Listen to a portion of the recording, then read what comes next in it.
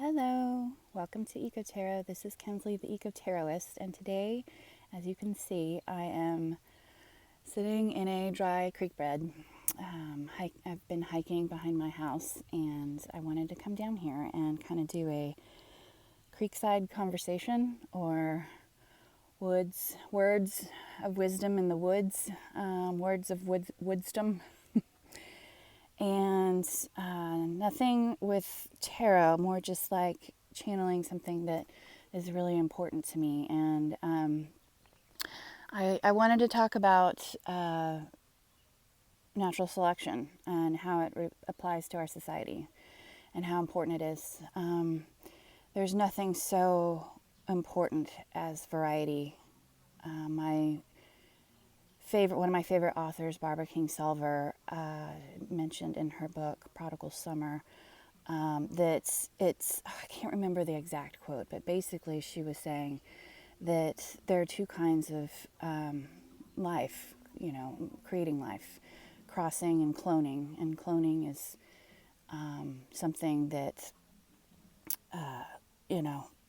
like a sign from an apple tree.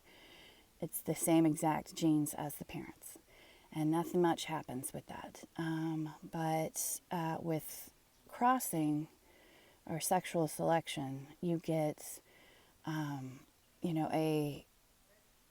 variety of new possibilities from the parents. Some are a little bit better, some are a little worse, but it creates that bell curve that I keep talking about. The majority of a population is in the center, and you've got your outliers of something that some mutations. Some might mutate a little bit better, and some might mutate a little bit. Something happened in their genes, and something drops out or it doubles up or something.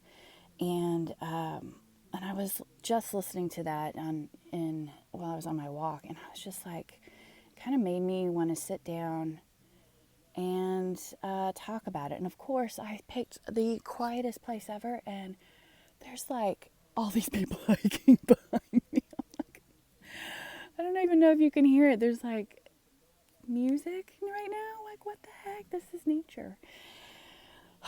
Whatever. And so it talks about how that's in her book. Barbara Kingsolver talks about how it's the greatest gift that God could give us, because it allows us to persist when the world changes. And that's nothing. That's all that natural selection is persistence, dedication, and change, going with the change, persisting, and those who go with the change are going to survive. This world is coming into a different way of thinking, and I think that there's a lot of resistance. I think there's a lot of resistance in terms of racism. I think there's a lot of resistance in terms of politics, and the way we see others. And if you're not going with the flow, if you're not understanding that we are all equal, no matter what, I don't care what shade of skin color you have. I wrote about this, that, we all see the same kind of rainbow with the rods and cones in our eyes. It's all made the same. So we see the same color rainbow on the inside, no matter what color of eyes we've got on the outside. And it's important enough for me. I cannot emphasize this enough.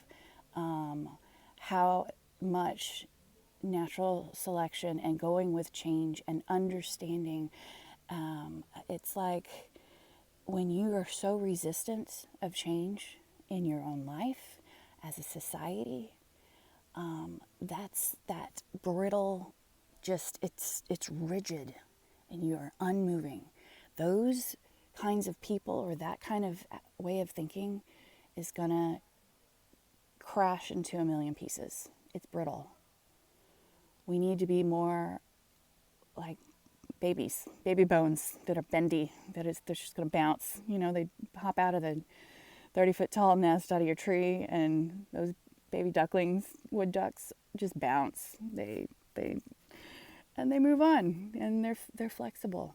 being flexible is a, in this world, is not only going to do you good, it's going to do our society good.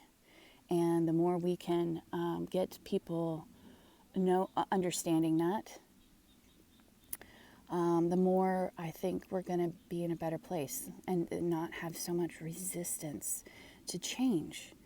And that is, again, what natural selection is. It is certain parts of the population that have certain characteristics that allow for change. And when the world changes, those individuals are going to survive and then create a new kind of world that we live in.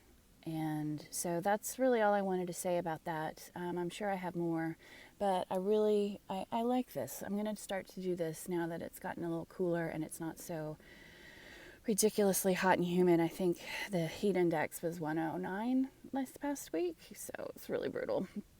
So excuse my my sweaty hair and all that, but